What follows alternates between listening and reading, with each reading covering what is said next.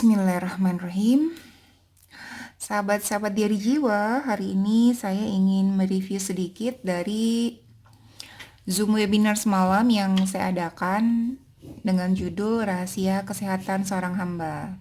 Namun kali ini di materi dari jiwa, saya ingin memberikan judul Darurat Jiwa Seorang Hamba yang Butuh Perawatan. Nah, di sini coba kita lihat kan penampakan jiwa yang sehat dan tidak sehat. Nah, jiwa yang tidak sehat tuh, lihat ya, banyak bekas-bekas jahitan di sini. Nah, kalau jiwa yang sehat penampakannya seperti ini.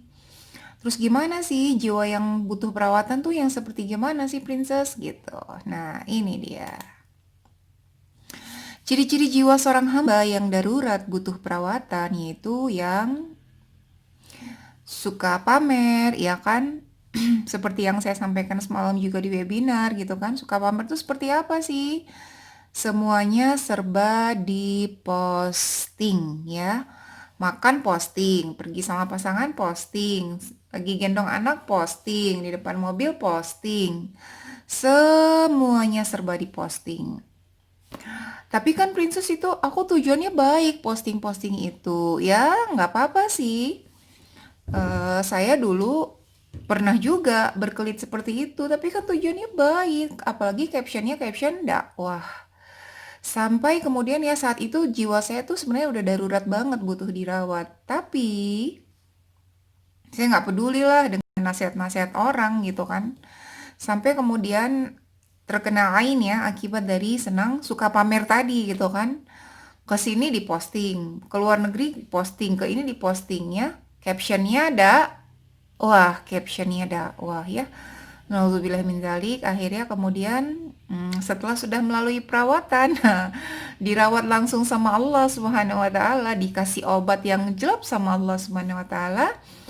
Ya, kemudian sudah melalui perawatan, alhamdulillah sudah lebih sembuh lah ya dari sifat suka pamer yang tadi. Nah, ini untuk di materi kali ini silahkan teman-teman nanti kalau sudah selesai menyimak materinya bisa tahu saya tuh jiwa yang butuh dirawat atau darurat banget butuh dirawat. Nah, gitu ya teman-teman.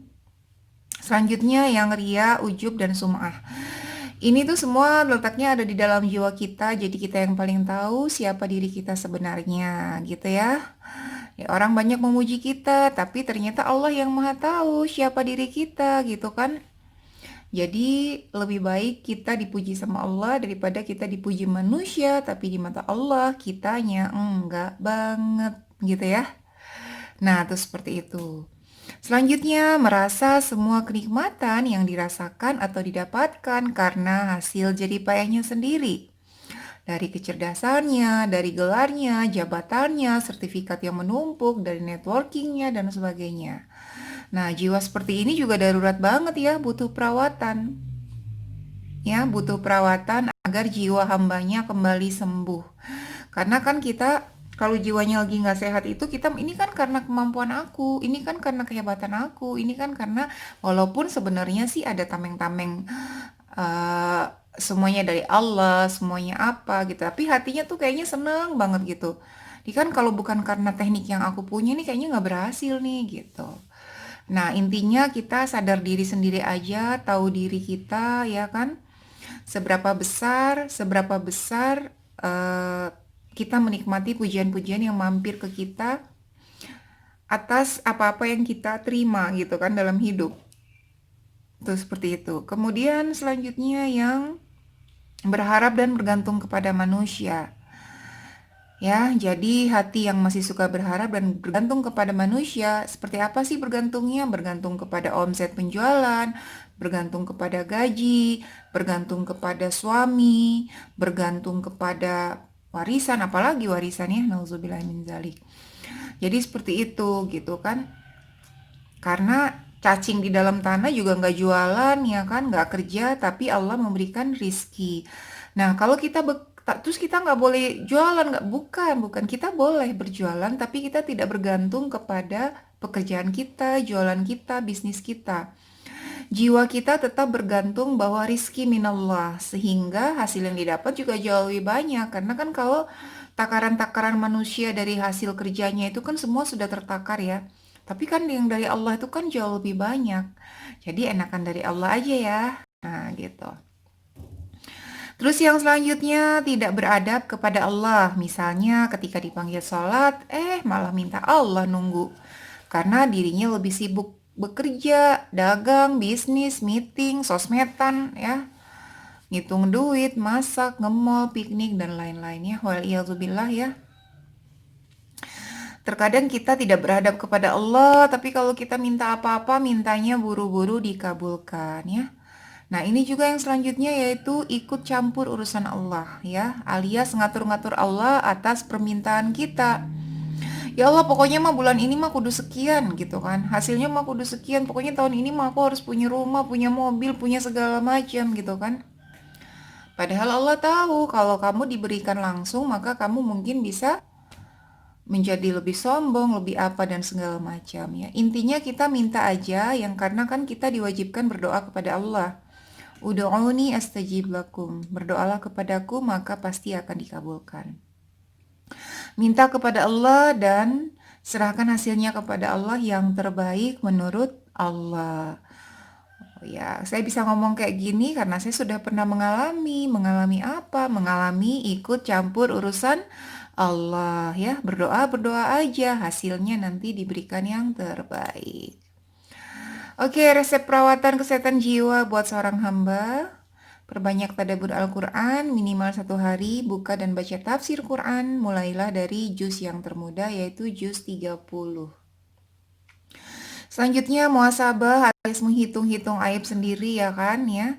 Jangan sampai lebih banyak sosmedan daripada lebih banyak muhasabah.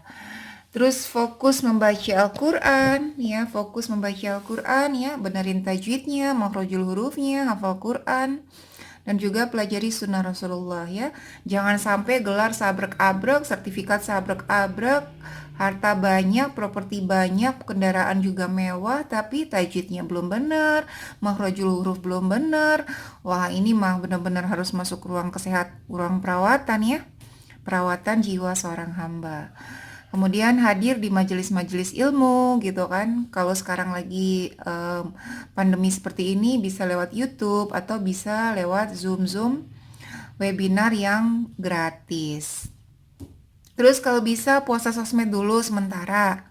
Tentukan sendiri deh waktunya teman-teman mau puasa berapa lama. 1 bulan kah, 6 bulan kah, 1 tahun kah, 2 tahun kah, dan sebagainya. Alhamdulillah saya sudah sempat puasa 1 tahun sosmed. Dan alhamdulillah lagi setelah sudah puasa sosmed, ya kan, selama 1 tahun, abis itu sudah nggak terlalu tertarik lagi dengan dunia sosmed dan segala isinya. Ya lihat sosmed ya biasa aja sih, nggak terlalu gimana-gimana gitu. Selanjutnya nih, cara hidup kita di dunia ini sudah menggunakan cara hidup seorang hamba atau kita menggunakan cara hidup sebagai seorang raja. Ya kan, raja atas gelar kita, jabatan kita, sertifikasi kita yang banyak, ya kan? Ya, itu seperti itulah. Jadi kita cara hidup kita tuh sebagai seorang hamba ataukah sebagai apa nih? Kita yang tahu, maka kita cermati sendiri jiwa kita, apakah kita butuh perawatan atau sangat darurat butuh perawatan. Nah, ya gitu ya teman-teman. Nah, ini dia istidraj yang disangka kemuliaan. Terkadang kita diberikan segala macam sama Allah gitu kan, tahta, jabatan, rumah, harta, ya pendidikan yang bagus. Kita sangka itu kemuliaan dari Allah. Ternyata itu adalah istidraj, teman-teman. Istidraj yang diulur sama Allah ya. Karena kalau semua ini ya, semua ini yang ada di sini tuh bukan cuma dikasih kepada orang yang beriman, orang yang tidak beriman tuh dikasih jika memang kemuliaan. Kenapa orang tidak beriman juga diberikan? So, mari kita ukur diri kita.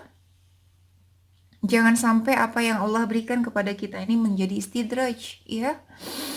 Tuh, terutama sudah dikasih segala macam kemewahan, ya. Waktunya juga banyak, tapi tadi itu makhrajul huruf belum benar, tajwid belum benar, hafalan tidak nambah, karena merasa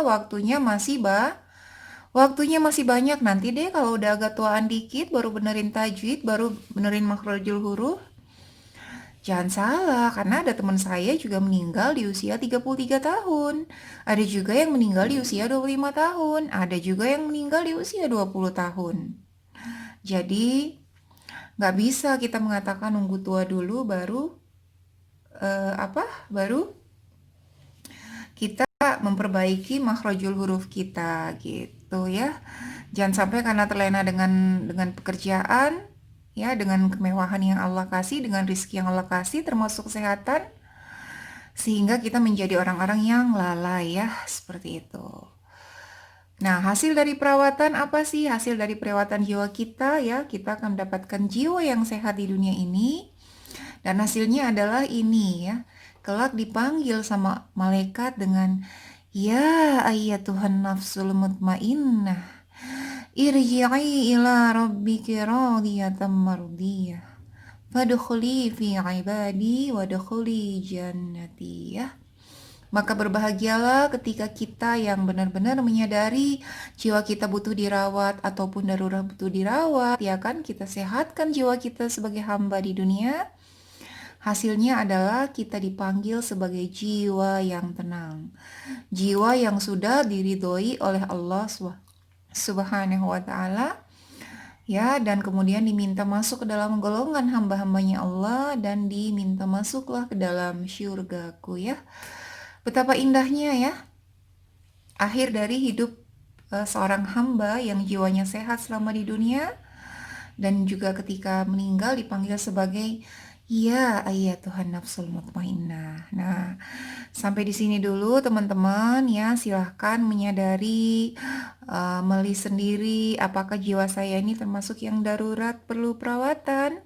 Maka kalau perlu perawatan silahkan merawat jiwanya ya kan, sehingga jiwanya menjadi sehat dan kemudian hidup sebagai jiwa seorang hamba ya. Sampai di sini dulu. Barakallahu fikum. Assalamualaikum warahmatullahi wabarakatuh.